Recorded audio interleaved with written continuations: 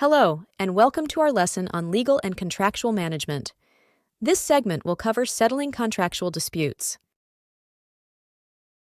Contracts. All contracts, no matter how carefully worded and prepared, can be subject to some form of dispute or disagreement, as it's impossible to foresee every potential disagreement between parties.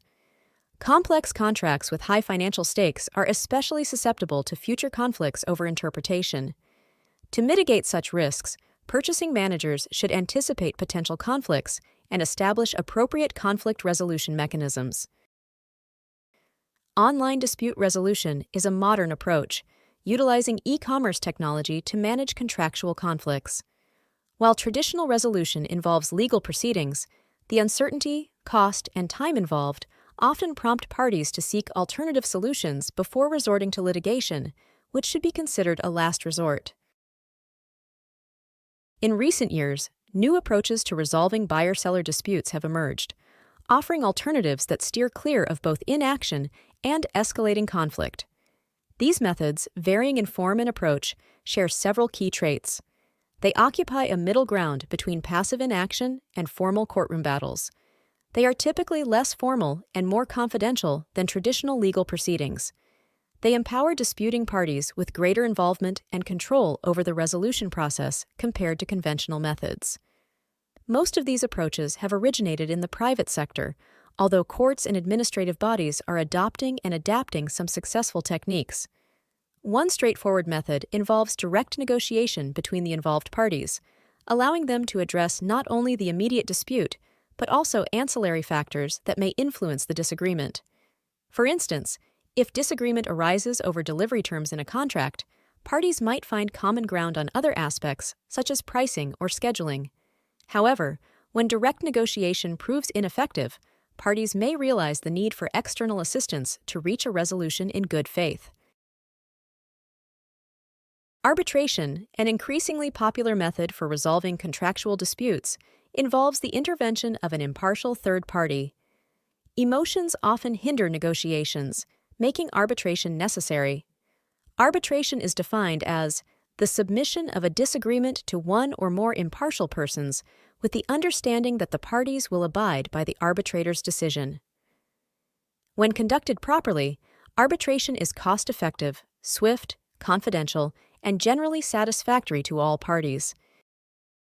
In purchase contracts, including an arbitration clause is common practice. This clause outlines the process for selecting an arbitrator and specifies which disputes are subject to arbitration. The American Arbitration Association is a reputable source for commercial arbitrators and can manage the administrative aspects impartially. It's crucial to ensure that both parties agree to abide by the arbitrator's decision. Advanced planning can mitigate future conflicts. When drafting contracts, it's essential to ensure that arbitration is legally binding. This involves reviewing state statutes and carefully crafting the arbitration clause in line with relevant laws and guidelines. Purchasing managers should be aware that relying solely on their own arbitration clauses may not suffice, especially if suppliers' forms lack such provisions. If both parties' forms contain arbitration clauses, arbitration becomes a binding part of the agreement. Various conflict resolution methods emerge as arbitration gains traction among buyers and sellers. Mediation, for instance, involves an impartial mediator facilitating reconciliation or compromise by listening to both parties' arguments and proposing solutions. Mediation varies from arbitration in that arbitration is binding on both parties. In the mediation process, however, the disputing parties preserve their right to a final decision on the solution proffered by the mediator. Another approach, the mini-trial, entails managerial representatives from each organization exchanging information and negotiating to resolve disputes, which is particularly useful for complex cases. One of the benefits of such a process is that it turns a potential legal conflict into a business decision and promotes a continuing relationship between the parties. Similarly, the rent-a-judge process involves referring a lawsuit to a neutral party, often a retired judge, for a simulated trial, subject to appeal. In contrast, dispute prevention, which is increasingly favored, integrates negotiation, mediation, arbitration, and litigation as a last resort in long-term contracts, fostering collaborative relationships. When choosing a dispute resolution method, several factors come into play. Firstly, the ongoing relationship between the parties involved is crucial. If it's expected to continue, a method that preserves this relationship is preferred.